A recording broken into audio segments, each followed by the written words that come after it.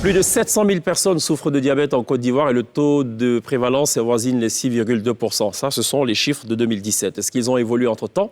Qu'est-ce que le diabète? Quelles sont les formes de diabète? Quelles sont les causes du diabète? Quelles sont les conséquences sur la vie de ceux qui en souffrent?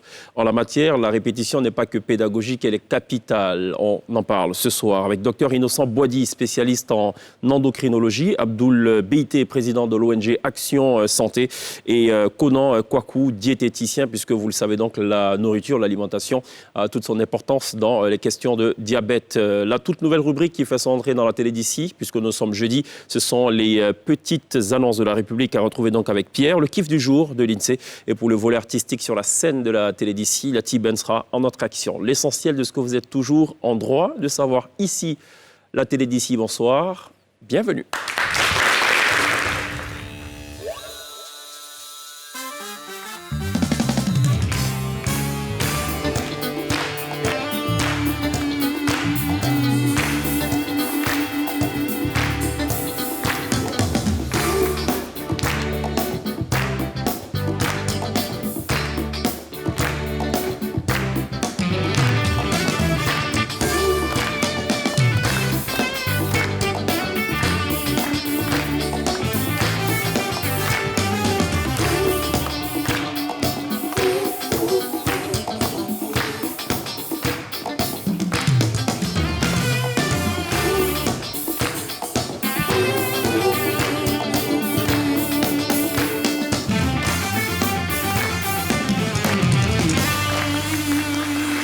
Toujours très bien de nous rejoindre dans la télé d'ici sur NCI. Ça se passe ici, on serait tenté de le dire. Tout ce qui est en droit d'être su, tout ce qui devrait vous intéresser est évoqué tous les soirs du lundi au vendredi dès 18h40 sur la première chaîne de télévision privée de Côte d'Ivoire. Ce soir, on va parler de diabète. La répétition, on l'a dit, elle est pédagogique. Avec trois invités. Dr Innocent Boidi, bonsoir, bienvenue. Bonsoir, monsieur. Vous êtes endocrinologue, c'est bien cela? C'est cela. C'est quoi l'endocrinologie? Alors, c'est la science qui s'occupe de tout ce qui est hormones.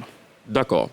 Et quel lien avec le diabète? Le diabète est une maladie hormonale qui est caractérisée, bien sûr, par une anomalie de l'insuline, qui est une hormone qui fait baisser le sucre dans le sang. D'accord. Pourquoi on ne dit pas diabétologue tout court?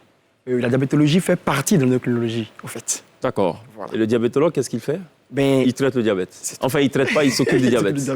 Pour faire simple. Simplement. Bienvenue. Merci beaucoup. Abdoul Beité, merci de répondre à l'invitation de la télé d'ici. Merci. Vous êtes le président de l'ONG Action Santé. C'est ça. J'imagine que vos actions concernent la santé. C'est ça. C'est ça? Quel lien avec le diabète? La sensibilisation est une partie très intéressante et importante dans la prévention du diabète. D'accord. Ceux que vous sensibilisez, ils vous écoutent? Oui, bien sûr. Ils comprennent ce que vous dites? Pas forcément, mais on se force de les amener à comprendre. D'accord. Voilà. Vous sentez qu'ils sont un peu réceptifs ou à la limite se disent bof, on s'en fout? Ouais, on s'en fout. Non? C'est pas facile avec eux. Oui.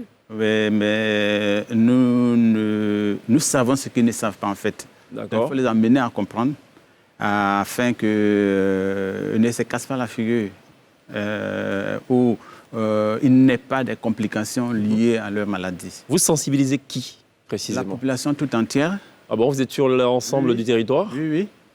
Puisque nous sommes répertoriés dans 24 régions de la Côte d'Ivoire. Vous existez depuis combien de temps? Depuis 2007. D'accord. Nous sommes dans le diabète depuis 2007 et la sensibilisation est une partie très importante, comme je dis. Et les malades, pour ne pas qu'il y ait de complications. Vous êtes financé comment en tant qu'ONG? C'est des personnes de bonne volonté, franchement. D'accord, ok. Pas de subvention pour le moment. Ok. Voilà, mais les gens nous appuient quand même. Ok. Et le programme particulièrement. Parce qu'en Côte d'Ivoire, il y a un programme de lutte et de prévention de ces pathologies-là qui nous aide avec les entrants et les partenaires qui nous envoient dans des zones où je vais discuter. Vos partenaires sont nationaux ou internationaux? Non, nationaux pour le moment. C'est les nationaux pour l'instant. D'accord. Vous êtes satisfait de ce qu'ils ont apporté jusqu'ici? Oui. Ou c'est encore timide? Oui, satisfait, mais beaucoup mieux de faire. Ouais. Peut mieux faire. En tout cas, bienvenue. Bienvenue également à Konan Kwaku. Vous êtes diététicien. Diététicien, oui. Alors, moi, j'ai toujours voulu poser une petite question. C'est quoi la différence entre un diététicien et un nutritionniste? OK. Au finish, on peut dire que c'est la même chose. Le diététicien, c'est l'agent de santé spécialiste du régime équilibré. Il apprend à la personne à s'alimenter Et lorsqu'on sort d'une pathologie quelconque, il amène à avoir un régime. Lui, c'est le diététicien. Ça, c'est le diététicien. D'accord. Et le nutritionniste, lui, il étudie en fait les nutriments dans l'organisme. D'accord. Voilà. Parce que tout ce que nous consommons, en fait... Les nutriments dans l'organisme ou les nutriments tout court? Les nutriments, voilà.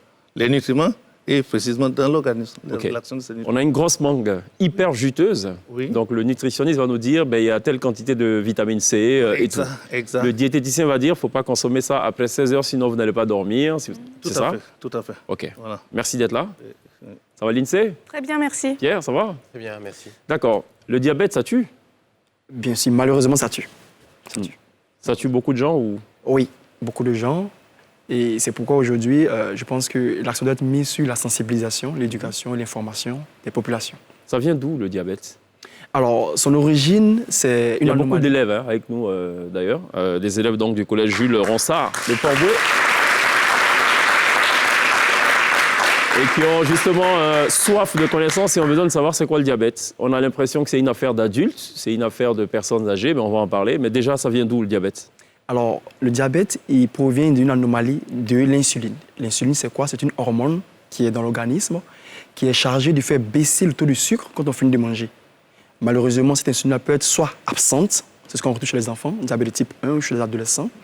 Elle peut être présente, mais du fait de l'obésité ou du surpoids, n'a plus assez de force pour pousser le sucre dans la cellule. Diabète de type 2. Voilà. D'accord. Le top, c'est le top 2. Enfin, diabète de type 2. Le type 2, le Il y a un type type 1, 3. c'est lié purement à l'âge. Voilà. Lorsque ça survient chez les enfants ou l'adolescent, c'est le type 1.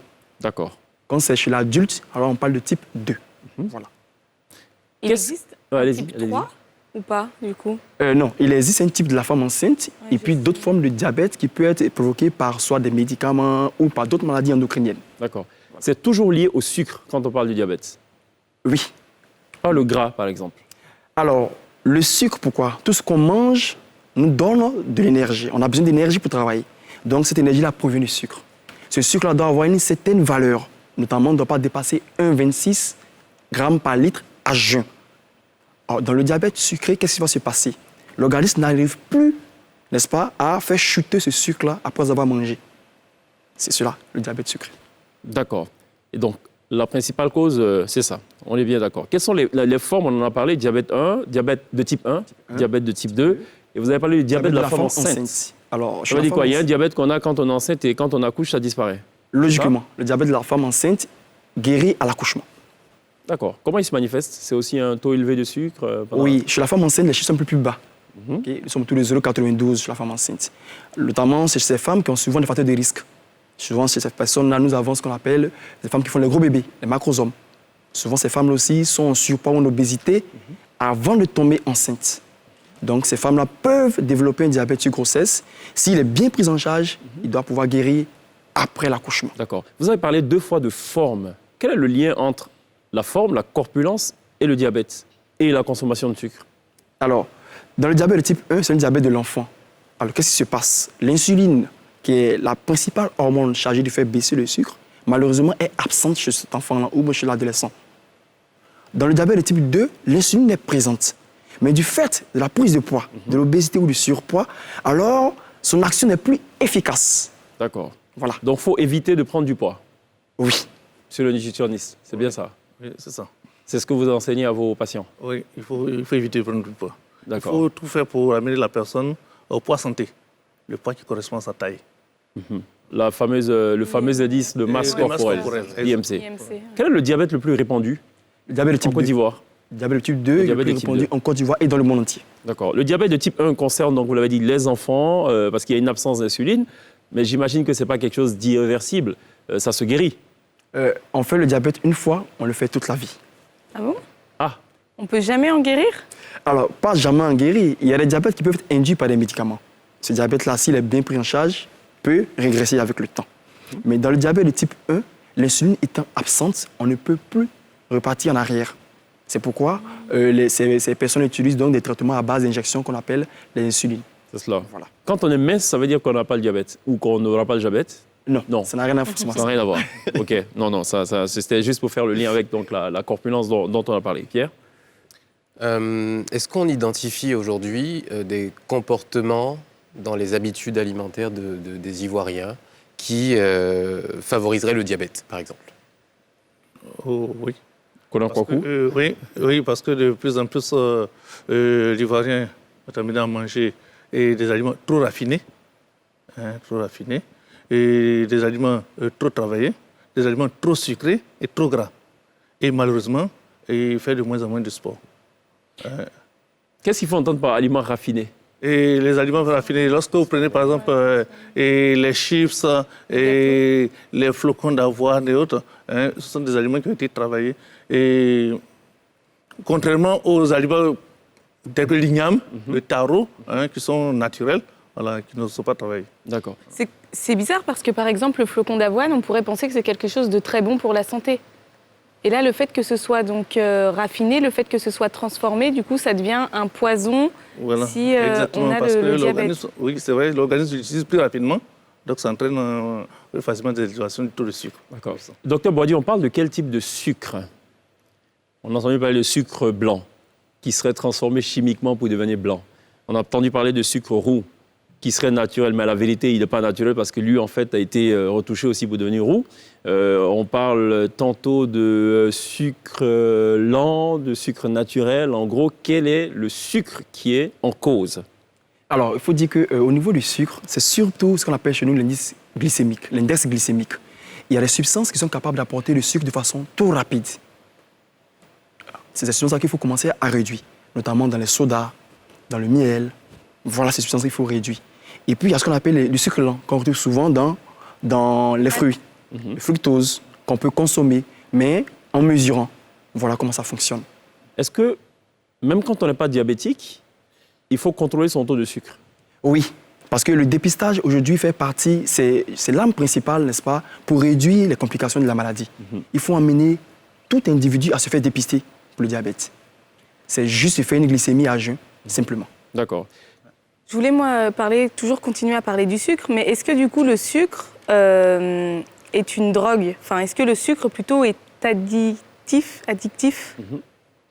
C'est Non, ma question. on ne dirait pas ça, au fait. En réalité, quand nous mangeons, l'organisme, n'est-ce pas, a besoin d'énergie.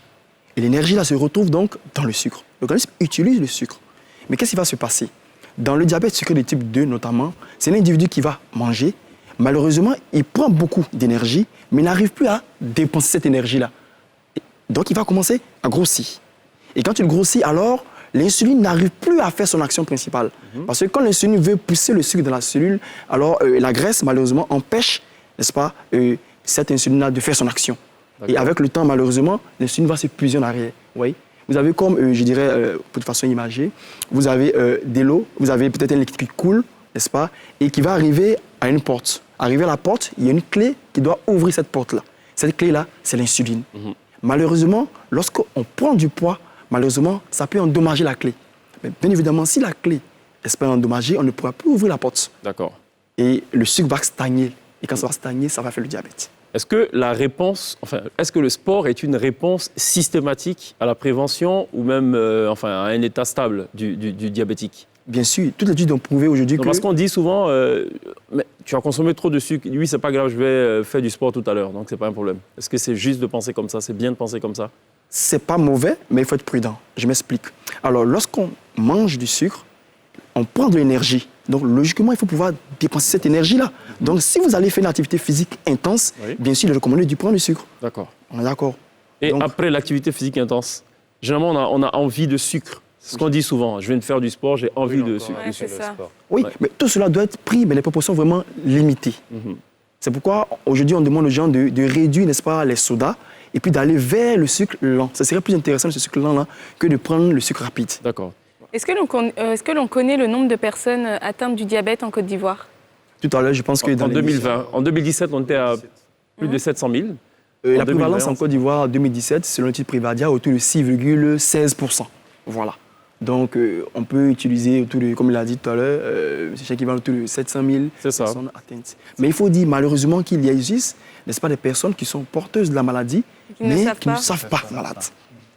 Comment faire pour savoir qu'on a le diabète sans le savoir?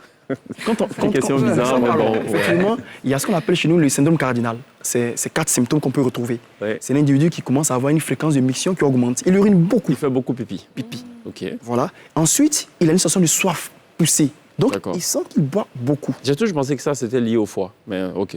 Oublions. Ok. Et bien évidemment, il a un appétit souvent qui est conservé. Il peut manger beaucoup, ce qu'on appelle la polyphagie, un appétit qui est conservé. Mais il commence à maigrir. Donc, logiquement, quand on mange, on doit pouvoir grossir. C'est Mais ça. lui, il mange et il maigrit. Donc, vous avez l'individu qui boit, qui pisse beaucoup, qui boit beaucoup, qui mange normalement ou beaucoup, mais qui maigrit. C'est les 4 symptômes. Vous en avez donné 3 plutôt. Boit beaucoup Qui boit d'eau, beaucoup d'eau, fait beaucoup pipi, qui mange beaucoup, qui mange beaucoup, et qui mais... maigrit. Ah, qui mange beaucoup et qui maigrit. Maigrit. Ok. J'imagine en régie, là, en ce moment... Ils doivent tous se toute regarder. l'équipe, ils sont sûrement tous en train de se regarder. Alors, avec une fois- le ça, réalisateur ça, ce à serait leur donc tête. Les symptômes, une fois qu'on est malade, comment ça se traduit? Oui, ça se traduit malheureusement souvent, que ce soit le type 1 ou le type 2, par ce qu'on appelle des complications. C'est ça le problème. Aujourd'hui, nous, on veut prendre en charge la maladie très tôt parce que souvent les complications, c'est difficile à gérer. Ces complications-là, c'est quoi? C'est que le sucre qui est dans le sang va aller stagner là où passe, n'est-ce pas, ce qu'on appelle les vaisseaux. Il va stagner là-bas. Et quand il va stagner, il va détruire les vaisseaux. Il peut détruire les vaisseaux, les petits vaisseaux là, au niveau des yeux, aller jusqu'à la cécité, malheureusement. Détruire les petits vaisseaux au niveau du rein, aller vers l'insuffisance rénale, ou les petits vaisseaux au niveau des membres inférieurs, ce qu'on appelle la neuropathie. Détruire les nerfs. D'accord. Il peut aussi toucher les gros vaisseaux. Et là, c'est souvent ce qui est grave dans le diabète de type 2. Vous avez entendu ce qu'on appelle l'accident vasculaire cérébral. On peut faire un AVC à cause du diabète, malheureusement. On peut faire ce qu'on appelle un infarctus indolore. On peut avoir un arrêt cardiaque avec le diabète parce que l'excès de sucre va boucher les coronaires au niveau du cœur, D'accord. malheureusement. Et l'autre côté aussi, ça peut aller malheureusement boucher les nerfs au niveau des membres inférieurs. Et en cas de blessure, en cas de plaie, cela peut se compliquer, aller jusqu'à l'amputation. C'est cela. Alors, justement, il y a aussi la notion de coagulation qui se pose. Je crois que la personne diabétique, enfin, n'a pas le droit de se blesser parce que la moindre blessure peut être quelque chose de grave, peut s'avérer grave. Oui. Pourquoi? Parce que simplement, dans les complications du diabète, malheureusement, nous avons ce qu'on appelle les complications infectieuses. Il y a des infections. Or, lorsque vous avez une plaie, c'est une porte d'entrée à une infection. Et cette infection n'est pas bien traitée. Si c'est au niveau des membres inférieurs, malheureusement, peut aller jusqu'à la gangrène. Jusqu'à l'amputation. Et malheureusement, amputer le malade. Et donc, il ne faut pas éviter aussi de se faire arracher la dent. Non, c'est pas Non? comment ça fonctionne. D'accord. On travaille avec les spécialistes au niveau des dents, notamment les dentistes. On prend le temps d'équilibrer bien le diabétique et l'envoyer vers un dentiste pour qu'il fasse des soins recommandés. Quand vous dites l'équilibré, donc ça, c'est le spécialiste, donc l'endocrinologue ou le diabétologue qui va donc préparer en fait le patient en quelque sorte et le conduire vers le dentiste. Effectivement. Pour éviter donc tout risque. C'est cela. C'est cela. Est-ce qu'il y a des personnes qui naturellement sont exposées au diabète? Oui, parce que le diabète est une maladie qui a une origine soit génétique ou environnementale. Alors, l'origine génétique, ça veut dire que lorsque nous avons dans la famille un parent qui est porteur de la maladie, notamment un ascendant direct, les études ont prouvé que nous avons autour de 40% de chances de faire la maladie. Lorsque nous avons 2 parents qui sont porteurs de la maladie, nous pouvons faire autour de 70%. Quand c'est les jumeaux homozygotes, ils ont autour de 89% de faire la maladie. Ah, quand même. Donc, il y a une part génétique. Et l'environnement, c'est surtout au niveau de la prise de poids. Donc, le surpoids ou l'obésité qui vont faire notamment tomber l'individu dans la pathologie. D'accord. Donc, quand l'individu est prédisposé, parce qu'il a ça dans la famille, alors il faut l'aider à ne pas grossir, à ne pas prendre du poids. Ça, c'est très important.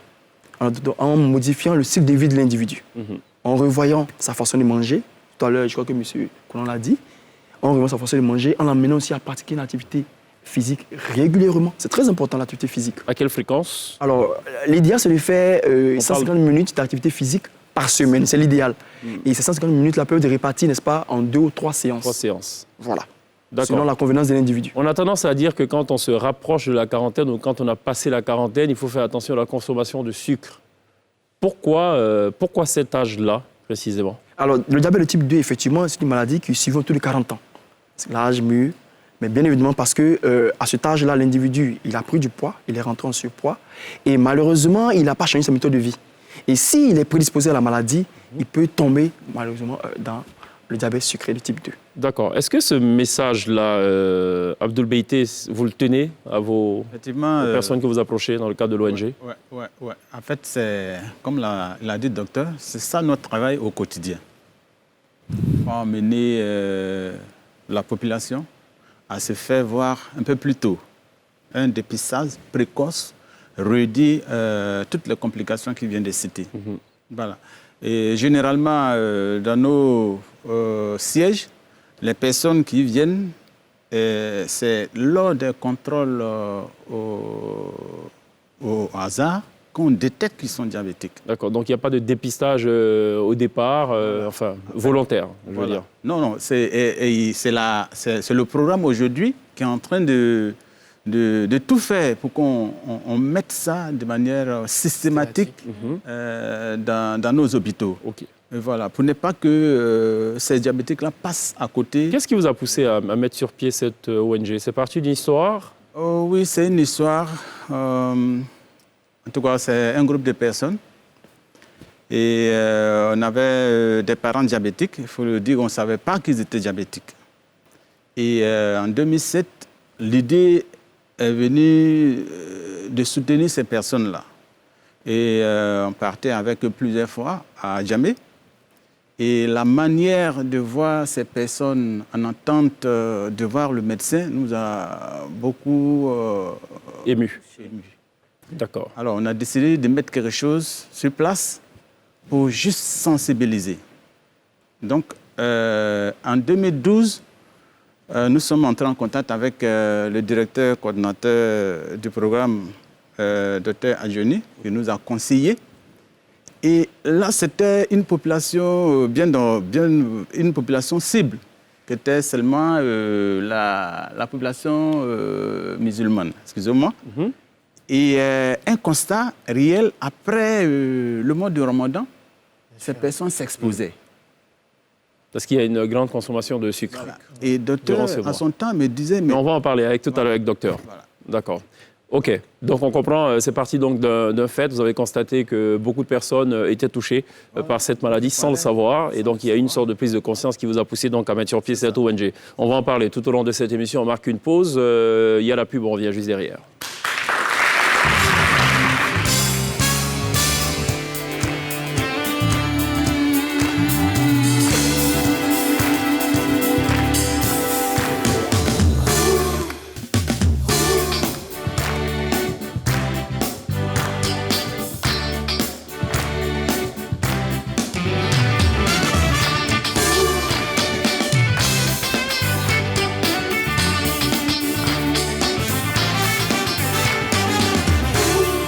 Toujours très bien de nous rejoindre dans la télé d'ici sur NCI. Nous parlons ce soir diabète avec 3 invités. Docteur Innocent Boidi, il est endocrinologue.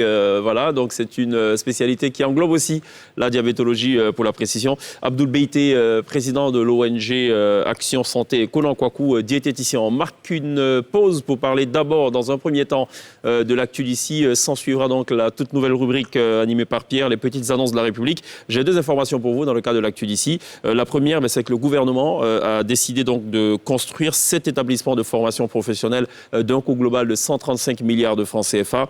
Et selon le porte-parole du gouvernement, le Conseil des ministres a adopté un décret portant déclaration d'utilité publique de 7 sites d'une superficie de 131 hectares pour y construire et équiper des établissements de formation professionnelle en vue d'améliorer significativement l'accès et l'offre de formation disponible. Ces 7 établissements seront construits dans les communes de Dabakala, Diabo, Ebempe à Nyama, Gbeleban, Kong, Korogo et Yamsokro. Deuxième information, c'est l'autre décision donc du Conseil des ministres d'hier qui a adopté une communication relative au projet d'adressage du district d'Abidjan. Cette opération qui s'inscrit dans le cadre d'un programme plus large de modernisation de l'administration ivoirienne permettra d'accroître la compétitivité du district d'Abidjan. Relativement à la question cruciale de la dénomination des voies, une commission spéciale a été mise en place pour l'élaboration des répertoires des toponymes par commune et elle aura spécifiquement pour mission d'établir un répertoire argumenté des noms, des voies et lieux publics par commune, d'identifier et de justifier par ailleurs des noms destinés à la dénomination des voies structurantes du district d'Abidjan et de proposer une charte de la toponymie des voies et des règles d'écriture.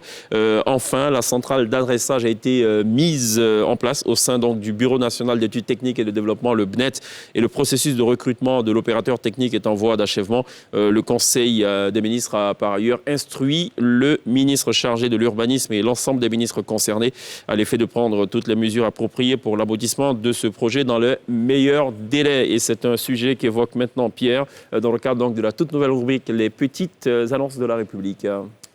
Oui, on va commencer donc par l'adressage des rues du district d'Abidjan. Les rues seront désormais adressées, vous l'avez rappelé. C'est ce qu'a annoncé le gouvernement hier à l'issue du Conseil des ministres, enfin, depuis le temps qu'on l'attendait. Alors, on avait fini par s'habituer. Hein, derrière la boulangerie, tu prends à gauche et puis première à droite. Enfin, on se débrouillait. Ben, du coup, ça va nous prendre combien de temps pour assimiler tout ça? Et puis, on va les appeler comment, ces rues? Parce que, bon, les noms des colons, c'est hors de question. En 2020, c'est absolument plus possible. On se souvient, il y a même des activistes qui avaient tenté eh bien, de remplacer tous ces noms-là dans la capitale économique. Donc, il faudrait peut-être ouvrir une boîte à suggestions, mais bon, il y a un organisme qui s'en occupe. Du côté des postes à pourvoir, un pays recherche le vice-président pour épauler le président dans sa mission régalienne. Poste vacant depuis le 13 juillet 2019. Depuis la démission du précédent, les Ivoiriens s'interrogent. En tout cas, pour le dress code, il faudra se démarquer. Toujours dans la catégorie des personnes recherchées, le Sénat ivoirien recherche toujours son président Ahoussou Jano. Rassurez-vous, hein, il n'a rien fait de mal. Il est absent de son poste depuis le 2 juillet 2020 et un départ en Allemagne pour des soins pour cause de coronavirus et sa convalescence semble indéterminée. Bon, point positif, il est toujours en mesure de tweeter puisque ces dernières semaines, il a posté ses félicitations au président de la République. En tout cas, nous, on espère le revoir bientôt. Alors du côté des infos pratiques, hein, les Ivoiriens s'interrogent sur la disponibilité des nouvelles cartes d'identité pour info. Et bien sur le site internet de l'Office national de l'état civil et de l'identification, une procédure de vérification de la disponibilité de ces cartes existe. Et il s'agit d'abord pour le requérant d'aller sur la bande déroulante carte nationale d'identité, cliquer sur le statut de la carte nationale et ensuite on va lui demander d'inscrire un numéro de son récépissé. Et voilà, tel que c'est mentionné. Le requérant va également choisir un test pour vérifier qu'il n'est pas un robot et après il pourra cliquer sur une bande verte où il pourra vérifier la disponibilité de sa carte. Donc 600 000 cartes ont été produites à ce jour. En tout cas, il faut que ça sorte avant que les Ivoiriens ne commencent à réclamer leurs 5 000 francs. Vous avez vérifié si votre carte est disponible ou pas? Non, moi je l'ai, ça va. Ah, vous l'avez? D'accord. Bon. D'accord. Okay. Pourquoi vous ne me posez pas la question? Vous l'avez vérifié, docteur? Pas encore? Non. Pourquoi vous ne me posez pas la question à moi? Vous l'avez vérifié? Tout à fait. Elle n'est pas encore disponible. Non, elle est en train d'être faite, c'est pour ça. D'accord. Ils ont dit qu'il n'y avait pas de blocage, mais des retards qu'ils espèrent combler. D'accord, ok. Merci Pierre pour toutes ces petites infos, donc les annonces. Les petites annonces de la République à retrouver tous les jeudis dans la télé d'ici. On retrouvera également Pierre dans quelques instants qui reviendra. Non, je me suis trompé de jour. Pierre, c'est plutôt vendredi. Il va parler de Caricaki. Voilà, c'est ça. Bon, voilà, on va s'y faire. Non, ce sera plutôt le kiff du jour de l'INSEE dans quelques petits instants seulement. Docteur, peut-être revenir sur un point qui ne m'a peut-être pas échappé, mais qui va peut-être intéresser les téléspectateurs. Est-ce que le diabète est héréditaire? Oui, il y a une cause d'hérédité dans le diabète. Voilà. Une cause d'hérédité. Il a été constaté que des personnes qui ont des parents diabétiques développaient le diabète aussi à l'âge adulte, le type 2 surtout. Donc, dans le type 2, effectivement, il y a une cause d'hérédité. D'accord. Colin Kouakou, vous conseillez quoi à vos patients en termes d'alimentation pour éviter le diabète? Et pour éviter le diabète, il faut bien sûr manger équilibré. Manger équilibré pour éviter de prendre du poids. Tout à l'heure, le docteur l'a dit, en prenant du poids, on empêche l'insuline de jouer correctement son rôle. Comment on mange équilibré? Comment manger équilibré? On pèse la nourriture, il y a une balance pour voir si c'est... non, c'est-à-dire il y a une part qui équilibre la balance quelque part, non? Et c'est-à-dire en fonction de votre niveau d'activité physique, en fonction de votre âge et en fonction de votre poids, il y a certains aliments d'abord qu'il faut consommer. Et puis, il faudra les consommer pas de façon excessive. Hein. Par exemple, tout à l'heure, on parlait des choses, des sucres lents. Les sucres lents, on les trouve dans la banane, dans l'igname et dans le riz. Hein. Il y a une certaine quantité de riz ou de banane qu'il faut manger par jour. Hein. Lorsque vous allez au-delà, le surplus est transformé en graisse, en fait, et stocké. Donc, en gros, il faut toujours peser ces aliments, il faut toujours faire très attention? Oui, il faut faire attention. Ne pas peser, mais faire attention. Mais du coup, quels sont les aliments vraiment à bannir de son alimentation? Il faut éviter de manger trop sucré. Donc tout ce qui est glace, sucrerie... éviter trop sucré. On mange sucré, mais éviter de manger trop sucré. C'est bien ça, tout est dans la modération. On peut manger quand même des glaces? Non, les glaces, ça fait trop sucré. Et en plus, ça fait trop gras. Attention, donc il faut éviter de manger les glaces, c'est ça? Voilà, il faut éviter les glaces. Mais donc le régime alimentaire Pierre, est il un va peu... faire quoi, lui? On n'a même pas droit au miel. Non, parce Moi, que je suis personne à risque. Moi aussi. Ah non, moi je sais pas, moi. Moi, je suis personne à risque. Moi, je le sais. Ok. Ah bon? Oui. T'as fait des tests? Non, mais dans ma famille, directement. D'accord. sinon, il y a des aliments qu'on peut consommer à satiété. Hein? Mais attention, là, ce que vous venez de dire va inquiéter plus d'un. Hein. Oui, à Et satiété. là, je peux imaginer les commentaires sur les réseaux sociaux en ce moment. Qu'est-ce qu'il raconte, le nutritionniste, le diététicien? Non. Ils peuvent manger un peu de glace quand même. Non, pas de... Non, il parle plus des diabétiques. Des diabétiques. Attention. Oui, c'est non, ça, non, les non, diabètes. ok. Oh, ok. diabétiques. Oh, les diabétiques, ok. Voilà. Non, mais elle n'est pas diabétique. En fait, elle posait la question. Elle voulait Ah non, savoir. non, moi je voulais savoir quand on est est diabétique, diabétique. voilà, Ok. qu'est-ce Voilà. qu'il faut... Quand on est diabétique, non, pas de glace. Bon, alors, le diabétique, qu'est-ce qu'il ne doit pas manger? Qu'est-ce qu'il ne doit pas Mais ma manger? question première, c'était celui qui n'est pas diabétique, Ok. qui veut prévenir le diabète, veut qu'est-ce qu'il doit éviter de manger et tout. C'est pour cela qu'on est revenu sur la notion de modération Ok, et d'accord. tout. Donc, Pour allons-y éviter- sur voilà, pour éviter le diabète. Pour éviter le diabète, Ouais. il faut commencer par manger équilibré. C'est-à-dire commencer par consommer 5 fruits et légumes par jour, 3 légumes et 2 fruits pour la journée. Ok. Il faut prendre un peu de féculents, parce que c'est les féculents qui vont apporter l'énergie dont l'organisme a besoin. Il faudra apporter au moins 1 ou 2 produits laitiers par jour pour le calcium. Et il faudra apporter des protéines, un peu de viande, un peu de poisson, très peu de graisse, très peu de produits sucrés. D'accord. Ça, c'est pour éviter le diabète. Et tout ça, Mignon. soutenu par en fait, la pratique régulière d'une activité physique. Ok. Ça, c'est pour celui qui n'a pas le diabète et qui n'a veut pas le le diabète. diabète. Celui qui... Mais, Et celui mais qui a le diabète. attendez, On a celui- fini avec celui qui n'a pas? Mais celui qui n'a pas le diabète peut quand même se faire un petit peu, parfois plaisir, bien sûr. avec une petite glace, avec un loco parfois, avec Oui, des oui, c'est beignets, possible, avec c'est tout C'est ça. c'est l'avantage du genre. Surtout Voilà. si vous Ok. n'êtes pas en surpoids. Si vous D'accord. n'êtes pas en surpoids, vous Ok. pouvez prendre un peu de glace. Très bien, on a fini avec celui qui n'a pas le diabète. Celui qui a le diabète, qu'est-ce qu'il ne le doit diabète. pas consommer? OK, d'accord. Donc, le régime diabétique est basé sur 3 groupes d'aliments. Un premier groupe qu'on peut consommer à satiété, parce que ces aliments ne font pas monter le taux de sucre, parce qu'ils ne contiennent pas, et ils ne sont pas gras. Nous avons tous les légumes, que ce soit les légumes feuilles, les feuilles de patates, feuilles de taro, et ainsi de suite, et les choux. Nous avons les légumes fruits, aubergines, tomates, gombo. Tous les légumes Voilà, tous les légumes sont les bienvenus. bienvenue. En termes de produits laitiers, il faut choisir les produits laitiers qui ne sont pas gras, qui ne sont pas sucrés, qui ne sont pas gras. D'accord. Et puis, bien sûr, l'eau. Et de l'eau. De l'eau. J'ai pas vu de poisson ni de viande jusque-là hein, dans Et cette dedans. affaire. Et ça, c'est les aliments à consommer à satiété. À satiété. Qu'on peut, voilà, c'est open, quoi. Le deuxième groupe Oui. d'aliments, il faut mesurer. Il faut mesurer.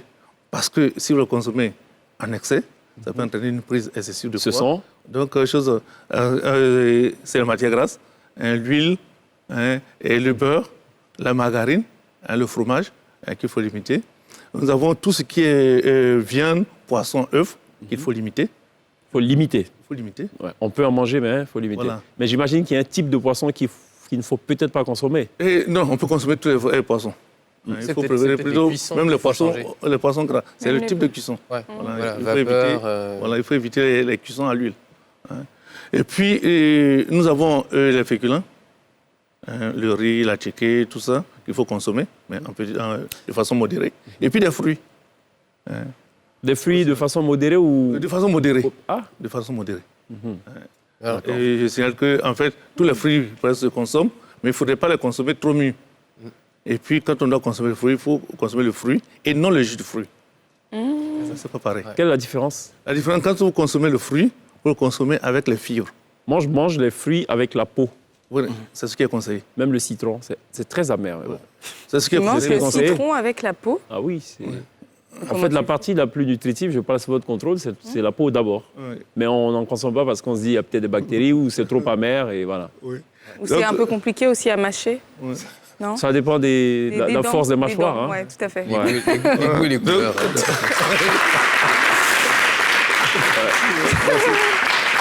Donc, Lorsque vous les consommez le fibres, fruit, oui. voilà, vous avez des fibres qui viennent ralentir en fait, l'absorption du sucre Du sucre. contenu dans le fruit. Mais quand vous prenez le jus de fruit, c'est juste le sucre que vous avalez.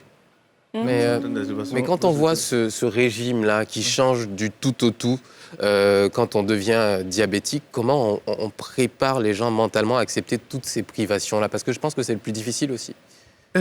Dans le régime, normalement, ne pas changer parce qu'on on dit régime alimentaire du diabétique, on ne devrait pas dire régime alimentaire. On dit la bonne alimentation. Tout court. Normalement, c'est comme ça, tout le monde devait manger. Qu'on soit diabétique ou pas. Voilà. On devrait Normalement, tous c'est manger comme ça, normalement beaucoup plus de légumes. Voilà, beaucoup plus de légumes. Pas trop de fromage, enfin du fromage en quantité limitée, et puis tout ce qui est sucrerie. Et puis et les boissons sucrées, voilà, et les éviter à la limite. Mais par contre, ce que je remarque aussi dans les aliments à éviter, il y a les dattes, ou alors, vous voyez, quand on voit les dattes ou de la noix de coco, et pourtant... Oui, c'est des concentrés de sucre. Ah, les dates, Les dates, Ouais, c'est les dattes. sucré. Oui, mais c'est très bon aussi, enfin, ça a d'autres qualités aussi nutritives. Oui, c'est vrai. Pas pour un Mais, diabétique. pas pour Mais les pas pour un diabétiques. diabétique, oui, c'est ça. Ok. C'est toujours bon. On a deux catégories hein, depuis qu'on parle. Hein. Oui, c'est diabétique, pas diabétique. pas diabétique. Il faut préciser au départ, comme ça on ne se perd pas. Abdoul Beïté. Oui, si vous permettez. En fait, ce tableau, c'est un enseignement. Et nous avons ça dans notre unité de dépistage. Et je vais me faire l'effort de vous expliquer un peu, si vous permettez. Oui, si c'est 45 secondes, c'est génial. Non. 2 minutes, OK? Alors, ici, vous voyez aliments à consommer sans modération. Et aliments à consommer avec modération et aliments à éviter. Nous avons 3 couleurs. Nous disons aux patients diabétiques, c'est le feu vert. Quand vous êtes dans votre véhicule, le feu est vert, vous sans hésitation. Alors, le feu orange, prévention. On va mettre la pédale douce. Voilà. Stop ou... Voilà. Et le feu rouge, c'est interdit. OK. Docteur, on n'a pas parlé d'alcool jusque-là.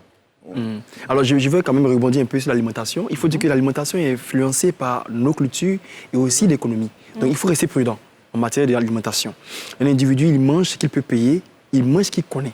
Donc, nous faisons en sorte que le malade puisse rester dans son environnement. On ne le sort pas de son environnement, pas du tout. Il reste dans l'environnement, mais on apporte des petites modifications pour qu'il ne soit pas dépaysé. Ça veut dire quoi? Si vous avez une sauce tikriti ou yoro loco, je ne sais pas moi, on fait comment? Je prends l'exemple banal. Si tu as habitué à manger une telle sauce peut-être tous les jours, ce qu'on va voir, c'est au niveau de la fréquence. Lui demander peut-être de manger une fois tous les 2 ou 3 jours. Voilà comment on amène les gens à comprendre. Mais lui dit c'est plus possible, ça va malheureusement faire qu'il aura une stigmatisation. Et s'il commence malheureusement à faire le tri de l'alimentation, et s'il n'a pas les moyens pour s'en procurer, bien évidemment, ça sera compliqué pour lui de vivre. Alcool? Et l'alcool est proscrit. C'est à proscrit. Pour qui? Catégorie 1, celui qui n'est pas diabétique ou celui qui est diabétique? Et Pour les deux. Celui qui est diabétique a proscrit, Oui. sauf bien sûr le vin. Ah, Bon, OK. petite question. Pendant le... Oui. Juste dernière petite question. Le régime alimentaire du diabétique ressemble au régime un peu végétarien.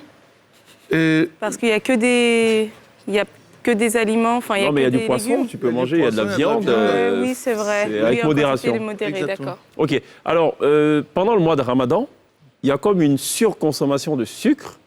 Bon, on ne va pas exagérer pour autant. Disons qu'il y a une privation de consommation d'aliments en général et de sucre en particulier du lever du soleil au coucher du soleil. Mais dès qu'on siffle et que le muezzin a entonné donc l'appel de la prière, on se jette à corps perdu sur des aliments de toutes sortes avec beaucoup de sucre, du thé et tout ce qui va avec. J'imagine que c'est un comportement à bannir. Je ne dirais pas banni, mais il faut peut-être revoir. C'est pourquoi nous emmenons aujourd'hui les gens à être informés. Cette émission est la bienvenue. Informer les gens. On ne peut pas dire à quelqu'un qui fait un jeûne qu'il doit rompre de ne pas manger de sucre. Maintenant, il faut pouvoir avoir cette quantité de sucre. Tout à l'heure, elle a dit, M. Conan, l'idéal quand on veut manger un fruit, c'est de le manger que d'aller prendre le jus de fruit. Donc, il faut revoir juste la façon de faire. Les musulmans, généralement, ils rompent leur jeûne avec la date, qui est très sucrée, en tout cas au goûter. Maintenant, je ne sais pas si c'est vraiment du sucre ou pas. C'est une tradition prophétique, dit-on. Les peuples du Sahel rompent justement le jeûne avec. Il paraît que c'est source d'énergie, ça donne de l'énergie parce qu'il y a beaucoup de sucre. Est-ce que c'est juste? Oui, il y a beaucoup de sucre à l'intérieur. Ouais. Je ne vais pas donner la signification sur le point de vue culturel, je ne sais pas grand-chose là-dessus. Maintenant, si l'individu, il utilise ça parce que ça fait partie de sa vie, il peut l'utiliser. Maintenant, il faut donner un conseil. Ça ne vaut plus la peine encore après d'aller prendre encore un jus de fruits. Voilà comment il faut fonctionner. C'est le raisonnement qu'il faut avoir. Une motivation de style de vie pour qu'il puisse comprendre. Absolument. Il ne faut pas le sortir de son milieu. Il reste dans son milieu. Vous lui dites que, bon, si vous, peut-être, pour exemple, le jeûne, vous prenez peut-être 4 ou 5 tranches de dates, l'idéal, c'est de ne plus prendre encore de jus de fruits après. C'est cela. Ensuite, comme les dates ont un indice glycémique élevé, il faut réduire en termes de quantité. Parce que quand l'indice glycémique est élevé, plus on prend la quantité, mais plus on augmente le sucre dans le corps. Donc c'est juste ça, c'est juste apporter l'information. C'est bien de le dire parce qu'il n'y a pas pire chose que d'interdire à quelqu'un de consommer ce qu'il a toujours pris plaisir à consommer depuis son enfance. Oui, sinon, chez les musulmans, lors de la rupture de jeûne, on autorise 3 dates. 3 dates parce qu'ils ont passé toute la journée sans manger. Ils sont à la limite de l'hypoglycémie. Et quand c'est comme ça, il faut resucrer rapidement l'organisme. On parle aussi souvent de coma sucré. C'est-à-dire qu'il y a des diabétiques qui se sont tellement privés de sucre que finalement ils n'en ont plus ou pas assez. Alors, il faut dire que malheureusement, dans le diabète sucré, au cours de son évolution, il peut être émaillé de complications. Dans ces complications, ce qu'on appelle les complications métaboliques.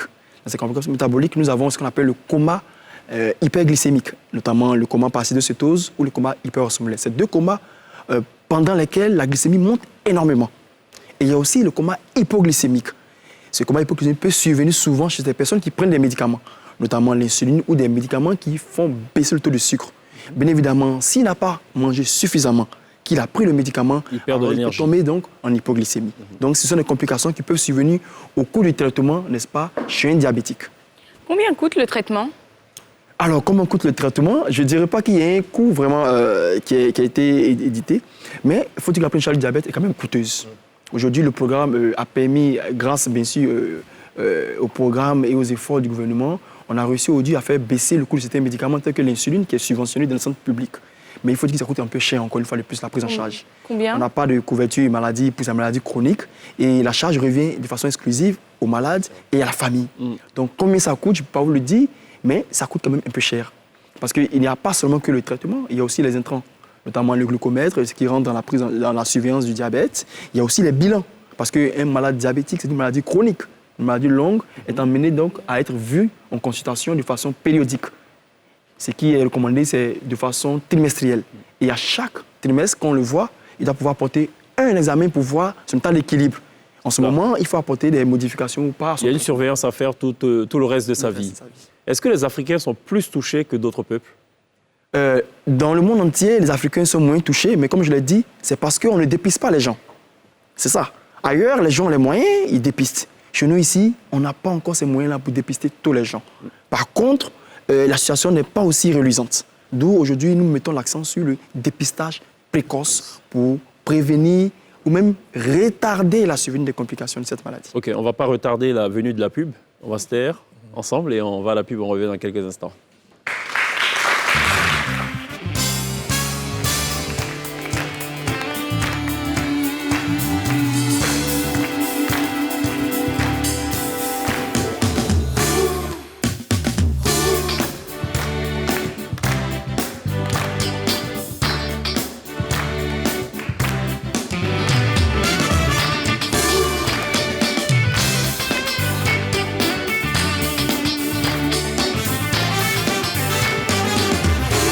Vivez la Côte d'Ivoire dans la télé d'ici sur NCI tous les soirs, du lundi au vendredi dès 18h40. On parle de diabète, on marque une pause, enfin on va stopper un peu le traitement. On revient à vous dans quelques instants, on va se tourner vers l'INSEE. C'est le kiff du jour et parle de Maserati. Alors est-ce qu'il y a un lien avec le véhicule ou une chanson? Elle nous le dira dans quelques secondes. Alors l'INSEE. Alors c'est le titre du morceau de Ola Kira et de Davido et c'est un morceau qui cartonne absolument tout en ce moment. On regarde quelques images.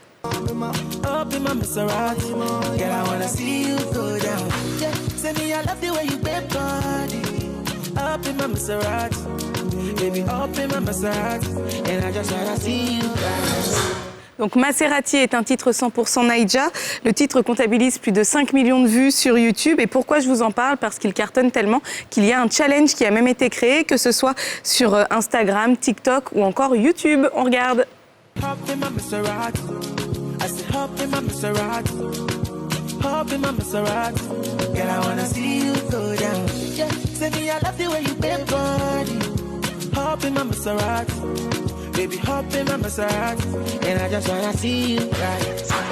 Donc là, c'est 2 jumelles. Maintenant, on regarde une maman et sa fille.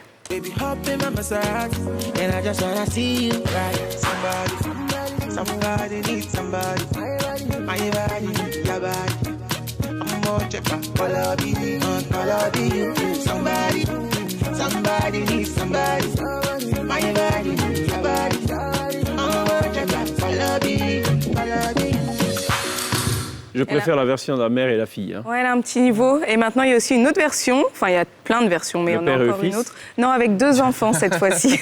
Ah, ok.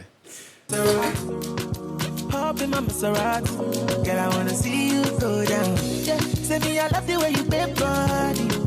Hop in my Maserati, baby, hop in my Maserati, and I just wanna see you ride somebody. Donc voilà, le challenge, j'ai repris vraiment dans le monde entier. La prochaine fois, on attend justement la version de Pierre. On fera ensemble? Avec chèque. Non, mais c'est des duos. Oui, bon, on fera ensemble alors. Voilà. Donc, on la verra quand lundi? Ouais, on va tester. Ok, bon, Vous nous prenez voilà. au mot. Donc voilà, promesse faite hein, On va de tester, Lindsay et j'ai dit, Pierre on va tester. de nous faire donc un challenge sur le Maserati. Ouais, c'est ça, Ah, le ok. Maserati Challenge. C'est fou comme les Nigérians, ils sont obsédés par les véhicules italiens. Maserati, Ferrari, Bugatti. You will go me buy me Ferrari. Buy me Ouais, c'est vrai, Bugatti. c'est vrai. Je sais pas si c'est... C'est Merci peut-être Lindsay une petite obsession. pour ce kiff. Moi, le diabète, on a parlé des différentes formes de manifestations. Hein. Déjà du diabète, comment ça se manifeste et tout. Une crise de diabète, elle ressemble à quoi? Alors la crise, comme tout à l'heure je le disais, peut En fait, il dépendre... faut effrayer les gens. Je pose la question à dessein. Vous avez vu que ma première question, c'est le diabète tue. Alors une crise, je dirais simplement d'abord, il y a une augmentation des symptômes. Comme on l'a dit, c'est un individu qui commence à pisser beaucoup, il boit beaucoup, il mange, mais il commence malheureusement à maigrir. Souvent, c'est manifesté par une asthénie. Il est très souvent fatigué, au moindre effort. Souvent, il a une baisse même de la vision. Donc, les symptômes sont souvent, je dis, pas spécifiques. C'est une maladie invalidante ou pas? Oui, invalidante, puisqu'il y a une incidence au niveau des arrêts de travail chez les travailleurs. Et cela a un impact, bien sûr, sur la productivité. Donc, elle est invalidante. Je voulais, dans la continuité de la question de chèque, concernant donc la manifestation de la crise du diabète, est-ce que parfois un patient peut avoir très très mal quelque part au point de ne plus pouvoir bouger? Ou non, c'est juste avec les urines et... Non, je ne dirais pas comme ça, en fait. Vous avez d'autres maladies qui peuvent venir aggraver le diabète, notamment une infection telle que le paludisme, peut venir malheureusement augmenter le taux de sucre dans le sang, chez un diabétique déjà qui est connu. Vous pouvez faire une infection pulmonaire qui va aussi augmenter le taux de sucre dans le sang. Donc, à chaque fois qu'il y aura une complication ou bien une pathologie intercurrente, c'est-à-dire une maladie qui va se greffer malheureusement sur le diabète sucré, cela peut malheureusement aggraver le diabète. On l'a vu pendant la maladie à coronavirus que certains diabétiques ont pointé des formes particulièrement graves. C'était ça, parce que les malades souvent sont surpoids, ils sont en obésité C'est cela. et étaient diabétiques. Alors pour les téléspectateurs et surtout les internautes qui nous rejoignent seulement maintenant, il faut peut-être revenir sur une information importante sur le volet héréditaire, avec notamment les chances de devenir diabétique quand on a des membres de sa famille qui sont diabétiques. Vous avez donné des pourcentages. Il faut peut-être revenir dessus. Alors, je reprends une fois de plus. Lorsqu'on a un parent, un ascendant direct qui est porteur de la maladie, on a 40% de chances de faire la maladie. Lorsqu'on a 2 parents, ce sont 10% de chances. Lorsque ce sont des jumeaux homozygotes, 80% de chances qu'ils fassent la maladie. Homozygote, c'est quoi? Des jumeaux, de vrais jumeaux, ceux qu'on appelle les fameux vrais jumeaux. Est-ce que les hommes sont plus enclins à être diabétiques que les femmes ou inversement ou non? Non, la proportion femmes comme hommes, tout le monde peut faire le diabète sucré. Et surtout dans le type 2, on l'a dit tout à l'heure, c'est la prise de poids. D'accord. Donc, si l'individu, qu'il soit le sexe masculin ou féminin, commence à rentrer en surpoids ou en obésité et qu'il a ce facteur de risque qui est déjà là, qui n'a pas fait d'activité physique, qui n'a pas fait d'effort pour revoir sa diététique, pour revoir la partie d'activité physique, il peut faire la maladie. Donc, ce n'est pas une maladie qui est liée au sexe particulièrement. D'accord. On a parlé du comportement de l'individu, celui qui essaie d'éviter le diabète et celui qui est atteint. Est-ce que l'entourage doit aussi avoir des comportements pour aider cette personne à gérer sa maladie? Bien évidemment, parce que c'est une maladie qui aura une incidence sur l'individu. L'incidence est psychologique, physique, mais aussi une incidence financière, parce qu'il faut payer les soins et autres. Donc, il faut associer, n'est-ce pas, les proches, n'est-ce pas, du parent diabétique, pour qu'ils se sentent, qu'ils ne soient pas seuls dans la prise en charge de la maladie. Je prends l'exemple simple. Pour quelqu'un qui fait de l'insuline, il peut être amené souvent à oublier. Parce que se piquer tout le temps, se piquer le matin, se piquer le soir, il peut être amené à oublier. Quel est le risque qu'on oublie un jour? Oui, le risque, c'est quoi? C'est que si la glycémie est déjà haute et que ne vous piquez pas, et que vous mangez encore, vous pouvez faire un coma hyperglycémique. Voilà le risque. Donc, si vous avez un parent proche avec lequel vous vivez, qui est porteur de la maladie et qui n'a pas fait son insuline, qui ne devait pas prendre son comprimé, mais il faut l'interpeller pour qu'il puisse prendre le médicament. Donc, nous faisons en sorte que l'environnement immédiat, l'environnement proche, n'est-ce pas, du malade, soit informé pour l'aider à la prise en charge de la pathologie. En fait, il faut éviter d'être diabétique. C'est ce que nous souhaitons. Oh. Je voulais revenir sur... On est d'accord. Alors, Mais il faut éviter. Tant qu'on peut l'éviter, il faut l'éviter. Ah oui, oui. Sinon, après, on rentre dans des calculs, il faut se piquer tous les jours, ça devient un peu compliqué pour Il certaines faut éviter, personnes. c'est la sensibilisation. C'est cela. Je voulais revenir sur le terme que vous avez employé tout à l'heure, coma, Hyperglycémique. Hyperglycémique. Hyperglycémique. Et puis il y a le Trop coma. de sucre, hypoglycémique. hypo, Trop de sucre, pas de ça fait sucre hyper. pratiquement. Mais c'est-à-dire Oui, que c'est le hypo. patient ou la personne, le malade, tombe dans un coma. Oui, On est tombe dans un d'accord. coma. Ok. Il réagit C'est plus du pas- Ok. Voilà. C'était ça que je voulais éclairer. D'accord, c'est bon, vous avez toutes les infos. Oui, merci. Que par avance, on Abdul. sache que les malades. Voilà, souvent, comme l'a dit le docteur, il y en a qui sont dans ce détail-là, mais on ne sait pas que c'est un cela. coma diabétique ou cela. voilà. Ce sont des malades qui s'ignorent. Voilà. Dans tous les cas, on est tous de potentiels malades. En sursis. On dit d'ailleurs que ceux qui sont malades sont mieux nantis, enfin, sont dans une position confortable parce qu'ils savent ce dont ils souffrent. Et c'est ceux qui ignorent ce dont ils souffrent qui sont dans des positions délicates. Est-ce que l'on dispose assez de moyens en Côte d'Ivoire pour lutter contre le diabète? Alors, il faut dire que la prise en charge du diabète sucré se résume en deux types de médicaments. Nous avons les médicaments par voie orale, quand on voit le diabète type 2, très souvent, et puis nous avons les médicaments injectables, notamment l'insuline. Au niveau de la Côte d'Ivoire, des efforts ont été faits. L'insuline, aujourd'hui, est un médicament qui est subventionné. Certains médicaments aussi par voie orale sont subventionnés aujourd'hui, qui sont la PSP, nouvelle PSP, dont le coût a quand même baissé. Okay. Mais il faut dire que la prise en charge est quand même un peu coûteuse, encore une fois de plus. Comme je l'ai dit, les bilans sont à la charge du malade Et de la famille. et de la famille. Et ça, c'est pas évident. Abdul Beïté, c'est quoi la prochaine action que vous comptez mettre ou l'action en Nous cours? sommes dans l'action de la journée mondiale jusqu'au 21. Donc, à Numambo, le dépistage, il est gratuit. C'est à Numambo, c'est à Dans Makoi. les coulisses avec le docteur. Et dans cette mouvance-là, on a détecté quelqu'un qui a 3,25 g, qui n'est pas diabétique. Alors qu'il faut déjà... À partir de quel niveau on a dit 1 Alors, le diabète sucré, c'est 2 glycémies à jeun. La glycémie à jeun, c'est quoi? C'est une glycémie qui est faite 8 heures après le dernier repas de la veille. C'est-à-dire que si vous avez pris votre dernier repas la veille autour de minuit, Oui. vous pouvez faire une glycémie le lendemain à 8 heures.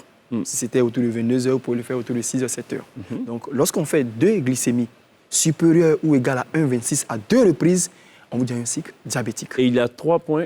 Maintenant, on peut 3,25. faire une glycémie, n'est-ce pas, de façon casuelle, à n'importe quel moment de la journée, qui est supérieure ou égale à 2 grammes en présence des symptômes de diabète. Notamment quelqu'un qui vous dit, oui, je pisse beaucoup, je bois beaucoup, et j'ai peut-être maigri un peu ou je mange beaucoup.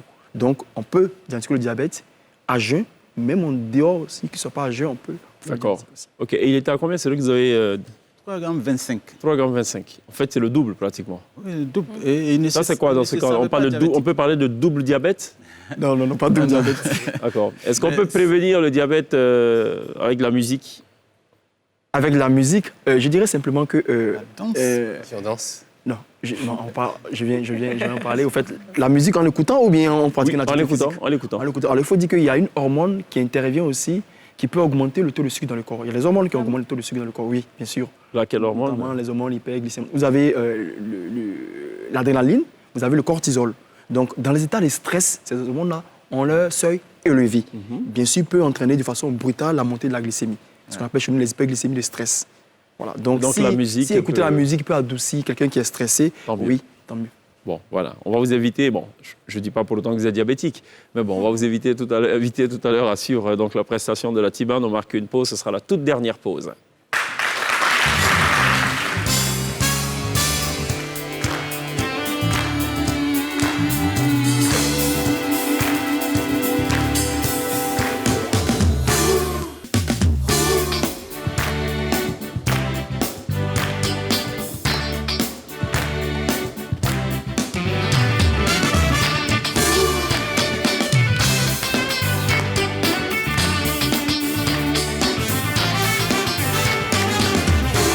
Ce sera tout pour la télé d'ici consacrée entièrement au diabète à la faveur donc, de la journée mondiale de lutte contre cette maladie invalidante par ailleurs. On a eu beaucoup de plaisir à échanger avec Dr Innocent Boadi, spécialiste en endocrinologie. Merci d'être passé par la télé d'ici. Merci également à Abdul Beïté, président de l'ONG Action Santé. Merci également à Conan Kwaku, qui lui donc est diététicien, nous a fait donc la différence entre diététique et nutrition. Voilà, merci pour la présentation. Merci d'être venu, messieurs. Merci à l'INSEE. Je vais Merci. me coucher, je suis déjà en tenue. En tenue de Je vais me coucher, j'ai dit je suis déjà en tenue. Ah. Ah, c'est Non, un non, peu très comme, bien, c'est belle couleur. Pyjama? Non, Non, vous trouvez pas? Non, non, ça va, ça va. Merci Pierre. Je vous en prie. Il était une fois une artiste africaine-américaine. Entre 1955 et 1999, elle faisait partie des 40 plus gros faiseurs de hits à travers le monde sur la base du Hot 100 Single Chart du Billboard aux États-Unis. Elle a été chanteuse, actrice de cinéma, présentatrice télé et anciennement ambassadeur de bonne volonté de la FAO. Son nom, c'est Dionne Warwick. Ce soir, la T-Band lui rend un hommage à travers ce titre culte, What Friends Are For, ce pourquoi les amis sont justement vos amis, suivi donc de la formation à l'origine du Zouk. C'est Kassa avec la T-Band qui reprend ce soir, Dionne Warwick. Et Zouk, là, c'est celle médicament. Nous, on se retrouve demain. D'ici là, take care, la T-Band, right now.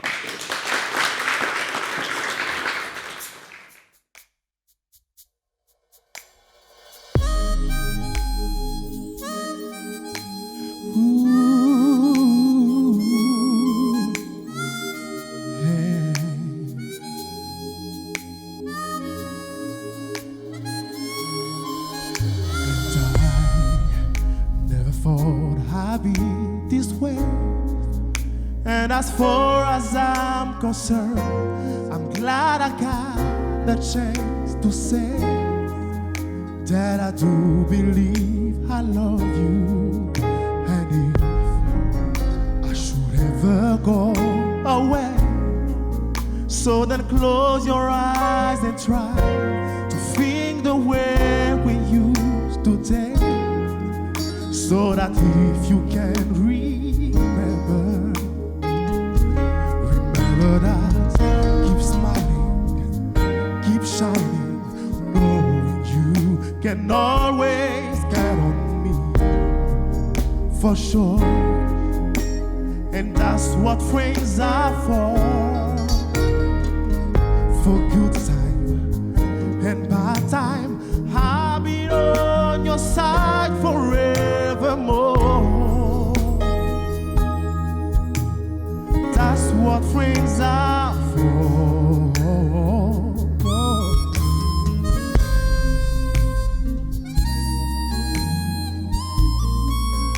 Well, you came and opened me, and now there's so much more I see. And if by the way I thank you away for the time that we are apart. So then close your eyes and know these words are coming from my heart.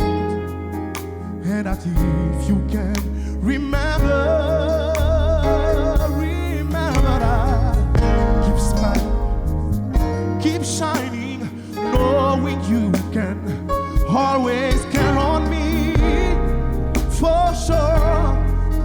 And that's what friends are for good time and bad time. I'll be on your side forevermore. And that's what friends are for.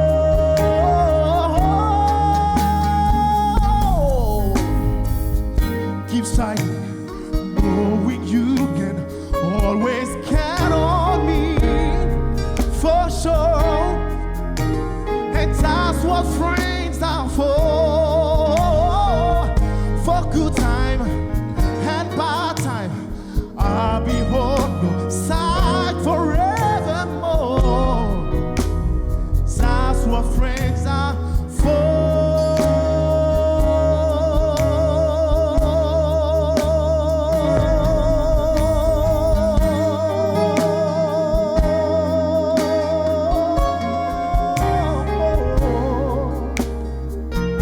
I'll be there for you. Ooh,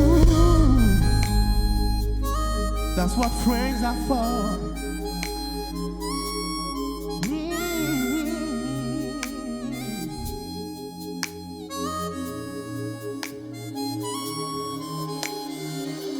Keep smiling, keep shining, knowing you can always count on me for sure. And that's what friends are for good time and bad time. Oh, I'll be on your side forevermore. And that's what friends are. Friends are for.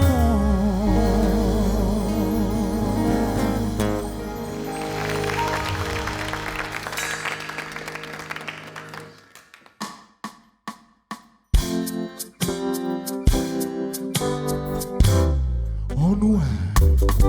Toi.